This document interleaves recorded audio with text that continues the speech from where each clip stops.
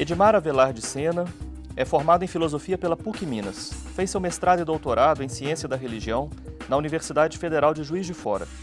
Edmar Sena é professor do Departamento de Ciências da Religião da PUC Minas, onde leciona a disciplina Cultura Religiosa. Também é professor de Filosofia. Coordena a pastoral da PUC Minas do campo Coração Eucarístico em Belo Horizonte. O professor é membro da Sociedade de Teologia e Ciências da Religião, a SOTER, sendo membro de sua direção no triênio 2013-2016. No Religare desta semana, eu converso com Edmar Avelar de Sena sobre os muçulmanos do Sudeste brasileiro, tema de sua tese doutoral. Seja bem-vindo, Edmar. Você quer sugerir um tema, fazer um comentário, dar alguma sugestão? Você pode fazer isso pelas redes sociais. Siga @Flávio Senra pelo Twitter e acompanhe a página do Religare Conhecimento e Religião no Facebook. Você pode também ter notícias do programa na página da TV Horizonte, tvhorizonte.com.br/Religare. Edmar, qual que é a perspectiva de fé no Islã? Flávio, primeiramente eu gostaria de agradecer o convite, estar aqui no Religare. É um prazer imenso estar aqui mais uma vez.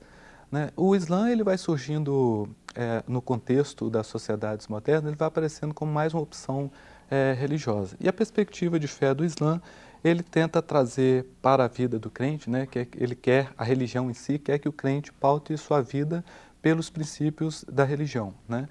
São alguns pontos fundamentais que sustentam essa religião e que o crente vive a sua vida baseado nesses pontos. Elas vão dando a orientação para a vida profissional, para a vida familiar, para a sua vida social. Então, nesse momento da história, o Islã começa a aparecer também no Brasil e no continente latino-americano como mais uma opção religiosa, como mais uma religião que pode oferecer para algumas pessoas, encontram nessa religião uma forma de encontrar Deus, uma perspectiva de fé mais profunda, etc. No seu caso, por que a escolha do estudar a religião muçulmana na região sudeste? A região sudeste do Brasil foi a que mais recebeu imigrantes, principalmente do Líbano, da Síria e palestinos. Desde o final do século XIX, as duas últimas décadas do século XIX, trouxe esses imigrantes para cá. Só uma pequena parte deles eram muçulmanos, na verdade, porque a maioria eram cristãos, ortodoxos. E foi no sudeste do Brasil que esses imigrantes muçulmanos mais se concentraram, principalmente em São Paulo, no interior de Minas Gerais, no Rio de Janeiro, posteriormente. E depois, mais tarde, a partir da segunda metade do século XX, veio a segunda leva imigratória do Líbano e do Sírio, que também se instalou nessa região. E aí eles foram construindo as suas redes de sociabilidade e, com isso, também a religião. No primeiro momento, construíram instituições de preservação da cultura árabe, da língua árabe, e depois foi se constituindo também o ambiente religioso no qual foram construídas as mesquitas, as sociedades beneficentes muçulmanas no sudeste do Brasil. Como é que a religião vai penetrando o tecido social do sudeste brasileiro? Primeiro que, como é uma religião que veio com os imigrantes sírios e libaneses, e a primeira linha de ação, de trabalho que esses imigrantes encontraram no Sudeste foi o comércio, então primeiro eles foram se adaptando, adentrando na cultura brasileira através da sua atividade laboral. No Sudeste do Brasil são as associações comerciais, e a partir das associações comerciais e industriais, eles foram também se ligando com aspectos da cultura. Entidades que que tinham o objetivo de preservar a cultura, como a língua, o ensinamento do árabe, a cultura árabe como um todo. Foi dessa forma que, aos poucos, esses sírios e libaneses foram se adaptando, até muito rapidamente, no contexto do Sudeste brasileiro. Sim. No caso, a construção de uma mesquita, por exemplo, ela acontece como um elemento necessário para a constituição de uma comunidade islâmica? A mesquita não seria em si um elemento essencial para que possa se viver a religião. A vida religiosa do muçulmano está pautada na sua vida social, em tudo que ele é. Mas as mesquitas, a partir da sua construção, elas trouxeram maior visibilidade da religião.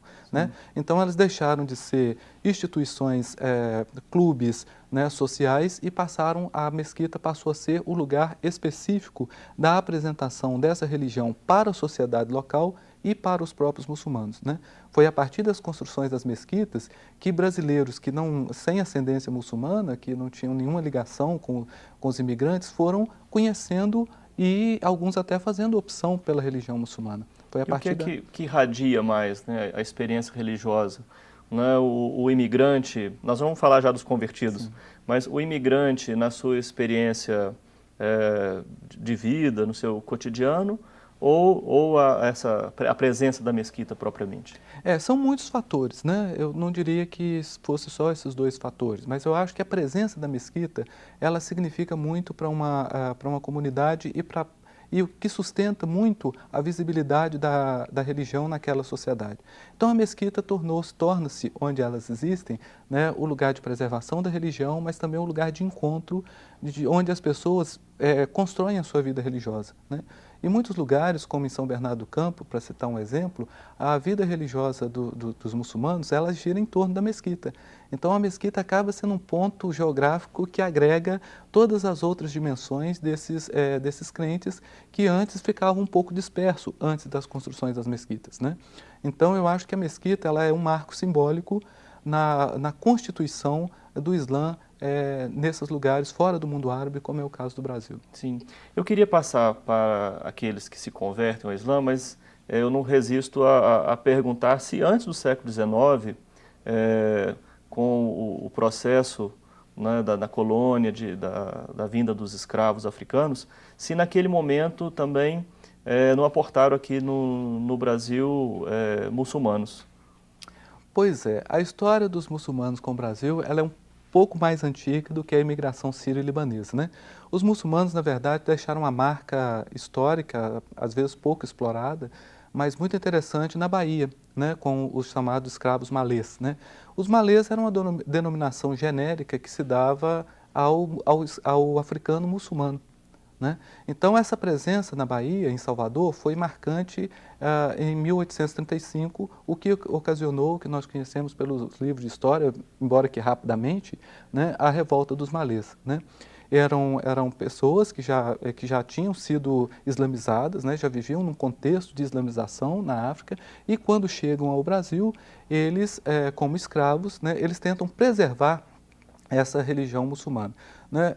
Os malês eles deixaram traços muito interessantes da sua história, da sua passagem pelo Brasil, que são, por exemplo, os patuás, né, que hoje nós chamamos de patuá, que não tem nada a ver com a religião islâmica.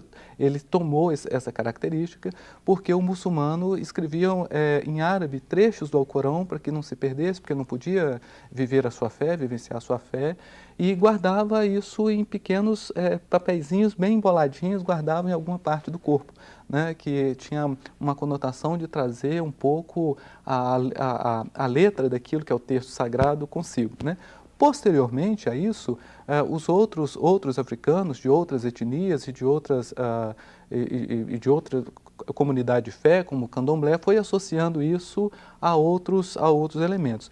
Mas o legal de perceber é que a passagem dos muçulmanos pelo Brasil se deu com esses escravos chamados malês, mas ela não se liga necessariamente ao que são as comunidades muçulmanas no Brasil hoje. Sim, né? Foi mesmo um parênteses, né? Houve um hiato aí na história Sim. que separou esses dois grupos. Agora, e esse movimento mais recente de conversão ao Islã? Isso se nota também com mais destaque no Sudeste brasileiro, ou no Brasil, de modo geral, já se nota esse movimento? Eu acho que até além, né? Na América Latina como um todo, se percebe que está havendo uma aproximação maior, uma procura, uma busca maior pelo Islã, né? Nas comunidades muçulmanas da América Latina toda, as pesquisas sobre o Islã são recentes e elas sempre estão demonstrando a chegada, a entrada de pessoas sem ascendência muçulmana que querem assumir o Islã como religião. No Brasil, especificamente, o grupo maior está no Sudeste, o grupo maior de convertidos ao Islã está no Sudeste, principalmente em São Paulo, com as suas mesquitas, a região do ABC Paulista, no Rio de Janeiro e em Minas Gerais, né? São pessoas... Nesta ordem? Mais em São Paulo, depois no Rio e em Belo Horizonte? Em Belo Horizonte é um grupo menor, mas dentro da comunidade que já existia é um grupo expressivo, dentro dessa comunidade que já estava constituída. Então, a partir do momento que o Islã foi tomando maior visibilidade na sociedade local, foi aproximando também pessoas com motivações diversas, mas que chegaram à religião e se adaptaram e hoje compõem, e em alguns lugares, como no Rio de Janeiro, os convertidos já são a maior parte da comunidade. Sim. Nós vamos continuar a nossa conversa. O Religare de hoje recebe o professor Edmar Avelar de Sena. Nós estamos conversando sobre os muçulmanos no Sudeste brasileiro. Um breve intervalo e voltamos já.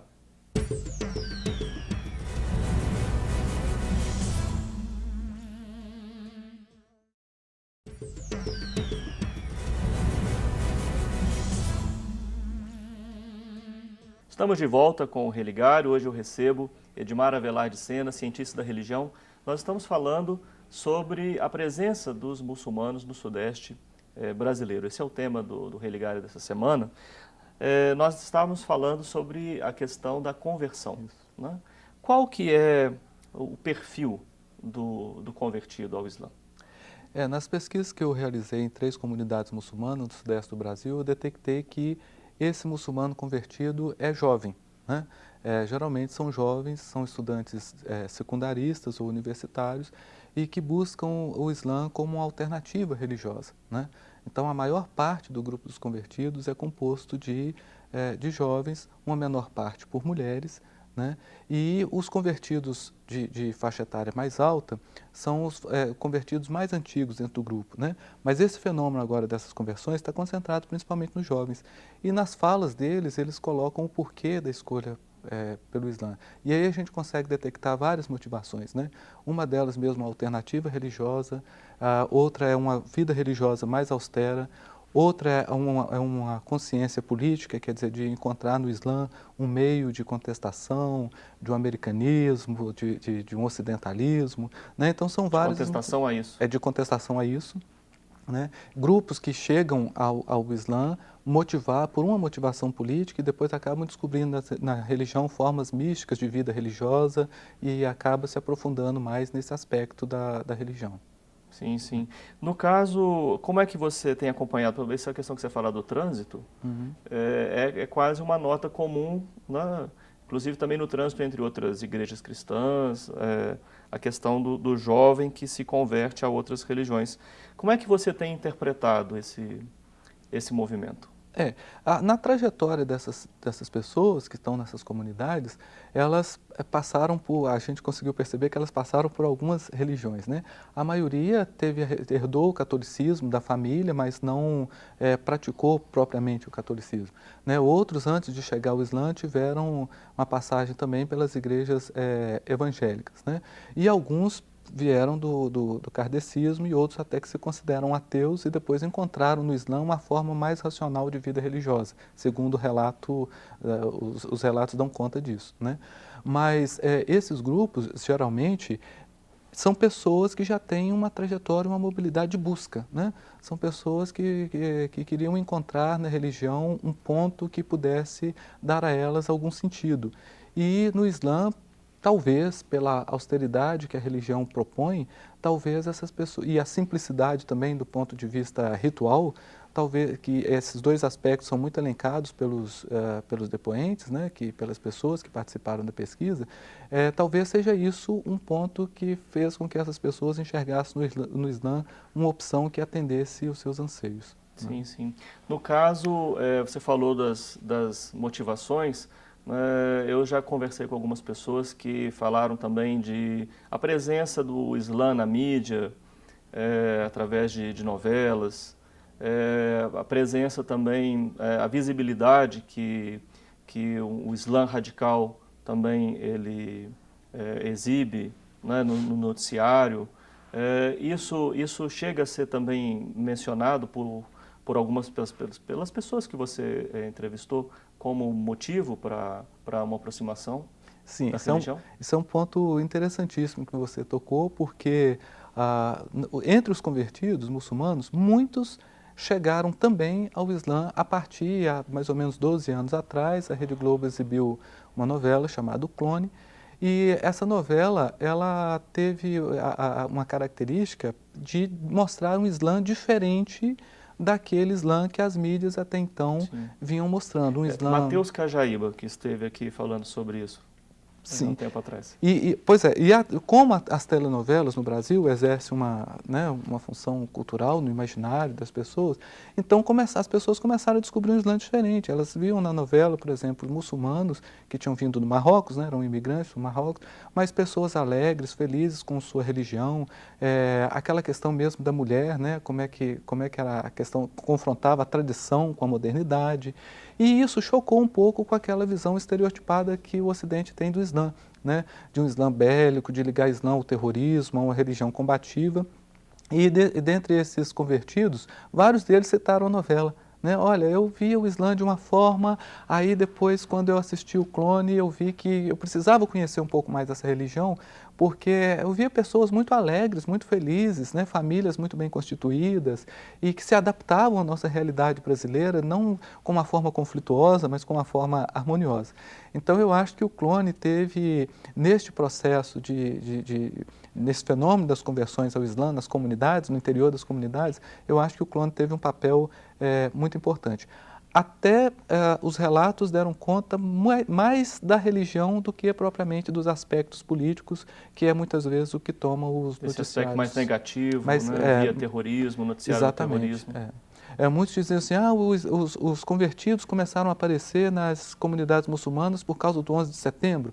Quer dizer, a partir do 11 de setembro de 2001, as pessoas que tinham uma forte resistência ao modelo americano, ao mundo ocidental, então encontraram no Islã uma forma, né, mais conversando com as pessoas especificamente, o 11 de setembro era um dos assuntos menos citados, né, essa passagem. Entendo. E a novela ressaltada como um ponto positivo. Como é que você detectou o tipo de relação, né, que existe entre os muçulmanos por imigração e os muçulmanos por conversão? Pois é, esse é um aspecto interessante também no interior das comunidades, né? As comunidades muçulmanas, elas têm uma dinâmica própria, né? Elas são interligadas pelo caráter religioso, mas elas são também muito independentes e cada uma se constitui de modo muito peculiar. A relação entre os imigrantes e os convertidos, ela tem sido muitas vezes no interior dessas comunidades alvo de conflitos e disputas, né? Porque há aquela questão da identidade. Os convertidos, eles enfatizam que a sua conversão é motivada pela religião muçulmana e não a cultura árabe, né? Mas isso não é uma coisa homogênea nas comunidades, isso se altera muito. Né? Quer dizer, há lugares, por exemplo, em que a tradição nessa comunidade é mais enfatizada, o ensino da língua árabe, a vestimenta, a própria alimentação. Tem outros lugares em que a religião é enfatizado o fator religioso e não a cultura árabe, né? Então, muitas vezes isso gera conflito, é um elemento gerador de conflito. Então, entre aqueles que, por serem imigrantes, que detêm um pouco mais do conhecimento da religião e aqueles que recém chegaram na religião, então isso tem gerado ainda um certo desconforto, mas que não chega a ser uma forma, quer dizer, essas comunidades acabam se refazendo, se reconfigurando com esses conflitos e não é necessariamente um ponto negativo dentro delas. Sim. É assim que você discute, então, por exemplo, o problema da importância que tem o debate sobre a identidade cultural. Isso. Nós podemos dizer, eu vou aqui até apropriar do que a Silvia Montenegro, que é uma pesquisadora do Islã, que começou suas pesquisas lá no ano 2000, na comunidade do Rio de Janeiro, que ela sugeriu muitas vezes, que existe no Brasil, o Islã no Brasil tem um dilema identitário. E esse dilema, ele reside exatamente nesse ponto. Se converter a uma religião do mundo oriental, né, uma religião árabe, que nasceu lá no mundo árabe, mas que em si não necessariamente não é a cultura árabe que mantém essa religião. Então, converter a religião e a cultura árabe. As pessoas fazem questão de diferenciar muito bem esses dois aspectos, né? O chamado arabismo, muitas vezes, hoje é deixado de lado em função dos elementos essenciais da própria religião. Sim. Você é coautor nesse livro, Muçulmanos no Brasil. Vou mostrar aqui para o nosso telespectador.